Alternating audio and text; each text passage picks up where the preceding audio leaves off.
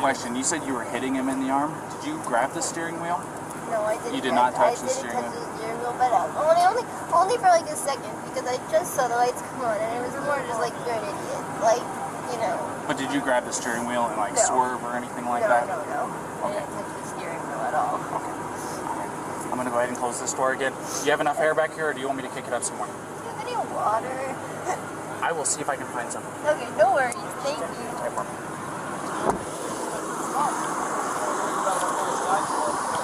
You wouldn't happen to have any water, would you? I will. Can I get a bottle? Did you already give a statement to this officer? I've got this gentleman here. Yeah. This gentleman noticed that you had some marks on your neck. Yeah. And she's got some marks on her too. We're just trying to figure out what all happened. And I know you probably already told your story. This officer is probably going to be the one handling the whole case. Do you want to listen to what he has to say? And yeah. Okay, then you tell him what happened. So if you don't mind. Start at the beginning for me. Start at the beginning. In part 4, we pause at 12 minutes and 40 seconds. The first police officer has returned to Brian, who continues to adopt his "who me" stance. This is his narcissism maintaining an innocent stance. It's being done by the revision of history to cause him to believe that he's blameless. And you will notice that at this juncture, Brian has been looking back and forth between the individuals that he's talking to, as he's unconsciously assessing potential threats to control. His narcissism, almost like some kind of radar, scanning the behaviours and responses of those in front of him. He's looking for anything that's being done that signals a potential threat to control so that he can evaluate it and then instinctively cause Brian Laundrie to respond in a particular way to nullify the relevant threat to control. It's okay. Do you need any water? That's okay. It's hot out here. We were going to get water because we ran out, but it's okay. No, it's alright. I don't like plastic bottles. It's okay. Thank you, though. But we just had a little disagreement there. And the disagreement was just that she was getting a little worked up, and I was saying, "No, it's okay. Thank you so much." Okay. As long as it's cool. That's good. Pausing at 13 minutes and 25 seconds, you will have noted that Brian Laundrie continues to portray himself as Mr. Nice Guy. He turns down the male park ranger's offer to get him some water from the van, and also rejects the offer of some ice-cold water from the female park ranger. He starts smiling and gives a short, hollow laugh. Why does he do this? Well, of course, the behaviour of those two individuals in offering to get him some water or offering him some water which has already been obtained provides him with positive fuel. It also signals to his narcissism in his unconscious that these individuals are under control. And so, emboldened by this, he starts to smile. Not because he feels happy, but because this is the effect of the fuel that's being received. The chasm that sits within him recedes because he's receiving fuel from these tertiary sources. The sources are tertiary because they are effectively strangers to him. He doesn't know who these people are, and therefore their fuel is not particularly potent, but he's receiving a steady stream of it because they are repeatedly engaging with him, and here the fuel that they're giving him is positive in nature because they're offering him water, or to get him some water, which are kind gestures. And the little hollow laugh is slightly incongruous because what's happening is that his facade isn't evolved enough to keep that laugh under wraps, but instead allows it to escape. And that's his response to the unconscious maintenance of the control, that in effect his narcissism knows that he's getting one over on these individuals by getting them under control. Understand, he is not stood there thinking, "Phewie, I'm getting away with this," but rather he believes that he's done nothing wrong because his narcissism causes him to understand that to be the case. And instead, the receipt of the fuel and the sensation of control is manifesting as him smiling and then giving this laugh. The laugh is out of place. It isn't appropriate in the circumstances and further reinforces what he is, and also demonstrates with regard to the school of narcissist that he is, that his narcissism is not so evolved as to keep that under wraps. So it was just more of a disagreement in that I just wanted to say... What was the disagreement about? It was, I wouldn't even call it disagreement. It It was just that I'm dirty and I can't change being dirty. Like I got dirty feet, I got sand on my flip-flops and stuff like that.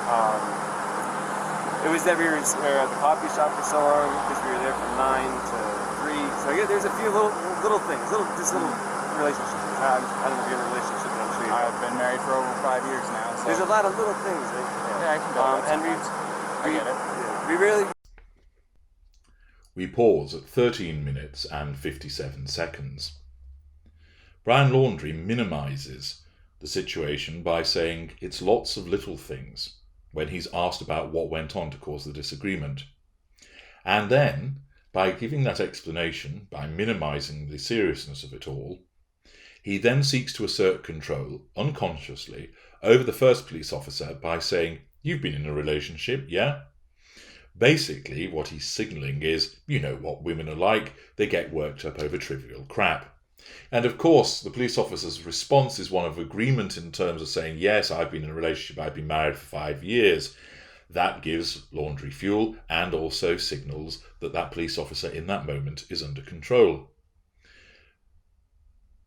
Notice that at this juncture, Laundrie hasn't been asked anything about Gabby Petito's earlier explanation that Laundrie had locked her out of the van, and instead is being allowed to tell his story, the half-truth, in terms of saying, oh, well, basically it's lots of little trivial things and you know the way that women are. Minimisation, smearing, invalidation. All part of the assertion of control, both over Gabby Petito indirectly by smearing her to the police officer and directly asserting control over the police officer by way of this explanation. We weren't physical before the point where I said, all right, let's just take a breather and like walk away for a minute. I'll lock the van up and I'll go for a walk this way and you can go walk that way on the block. You know, there's that what is it called, moonflower? Right, yeah. You know, nice areas.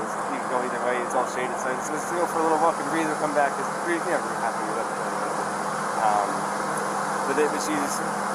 I'm not upset with her. She got worked up and she had her phone in her hand and her keys and everything. And she wanted, not her keys, like her rings. She had her rings, her phone. And I was holding on to the keys because I didn't want to go anywhere. And my big fear is, I don't have my phone. I don't have a phone. So she goes off without me. With a car, I'm on my own. We pause at 14 minutes and 44 seconds. Brian Laundrie maintains the role of peacemaker. He explains that he was trying to calm things down. Again, notice his body language. His shoulders are down, his expression is one of meek bewilderment. He talks hurriedly as he explains what's happened. But again, notice the incongruous short laugh, which is a sign of the maintenance of the control and the continual receipt of fuel. His confidence grows as it appears that those around him remain under his control. Remember, he is not actively thinking that they are under control. His narcissism is registering that in his unconscious and causes that laugh as a sense of cockiness, really, because it recognises that control is being obtained and maintained. I was saying, let's just go for a walk, and she was trying to get the keys for me, so I was just going, just wait, back up, and that's when she hit me, and I didn't get, I don't want to push you, but I didn't get overtly physical. I was just trying to keep her away and not get hit, and then I got really loud, and like that's probably drew everyone's attention where I was going, back up, get away, just give me a... Okay, so you said you pushed her to create some distance, obviously, right? What happened after that? What got the scratches on your eye? The phone. The phone? So you pushed her and she hit you? It wasn't like a push and she jumped on me. She was already, I don't want to, she was already swinging and I was pushing. A lot of angles, a lot of nails, a lot of rings. Yeah, you got 3 scratches in your neck. You got one on the left side of your nose. You got one in your face here, and you got 4 bleeding over there. So it looks like 2 hands coming in. Do you mind lifting up your right sleeve for me? I'm curious about something. It's a little bit of nails. I suppose fingernails, but I'm not complaining. I'm not complaining about Is fingernails. it bruised or tender or anything like No. that? Okay. I'm fine, and I love Gabby. I hope she doesn't have too many complaints about me. I'm just... Pausing on 15 minutes and 56 seconds. Brian Laundrie portrays the situation as one where he is being attacked and fighting Gabby Petito off. The reaction you'll see of the male park ranger suggests that he actually understands this and he agrees. Therefore, he provides fuel with his body language and gestures and demonstrates that he, in that moment, is under the control of Brian Laundrie. Brian Laundrie says that he's not complaining. He says that I'm fine, I love Gabby, and I hope she doesn't have too many complaints about me. Those, of course, just empty words which are being used to assert control for the purposes of demonstration of the facade. He is triangulating the police officer with Gabby Petito by talking about the fact that he loves her in order to maintain a facade that he's a decent person. Again, this isn't a conscious act. He doesn't think, I had better say this in order to dupe this police officer. His narcissism causes him to say it anyway. He believes that he loves her. He doesn't realise that he is incapable of that. The fact that he talks about, where he says, I hope she doesn't have too many complaints about me, is demonstrative of the attempt by his narcissism to ascertain the extent of any potential threat to control. In essence, it's asking, has she said anything that's going to cause me a problem? Of course, he doesn't actually receive an answer to that, but his narcissism is trying to check whether there is any threat to control posed by what Gabby Petito has been saying in the police vehicle. I feel bad I acted against her public. I was just trying to be loud to listen. This is, try to make her calm down and be like, look, everyone's watching. And like, stop this. Hang tight for me. Pausing on 16 minutes and 10 seconds, Brian Laundrie further reinforces his role as the peacemaker by saying that he was trying to get her to calm down. Again, he smears by portraying Gabby Petito as the volatile, unhinged aggressor. And because he can no doubt see the reactions of the police officer, we can't because the body cam isn't facing him, whereby he's probably nodding his agreement that he is exhibiting that he believes Brian Laundrie. This allows Brian Laundrie to have an unconscious sense of control. He's in receipt of fuel, and this prompts yet another of the incongruous, hollow, short laughs, which is in essence the narcissism laughing at those around him because he's getting what he wants. The narcissism isn't effective enough to keep that under wraps, isn't effective enough in terms of the facade to keep him quiet, and that is the cockiness, if you will, emerging as a consequence of the receipt of the fuel and the receipt of the control that is being provided.